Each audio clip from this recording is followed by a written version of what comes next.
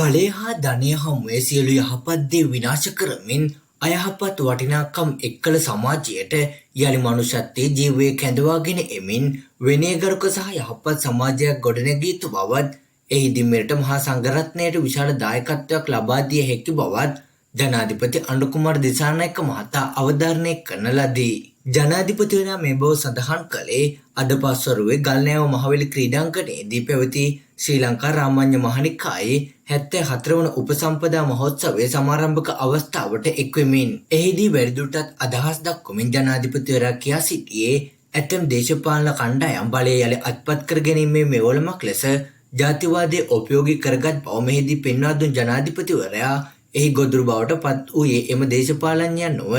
උතුරේ දකුණෙත් අහිංසක දෙමව්පියන්ගේ දරුවන් බවයි. එබැවින් ජාතිවාදය ප්‍රතික්ෂේප කරමින් ජාතික සමගිය ගොඩනැගීමට වෙහෙස දැරිය යුතු බවත් සියලු දෙනාට ප්‍රජාතන්ත්‍රවාදීව සහ නිදහසේ කටයුතු කිරීමට හැකියාව තිබුණද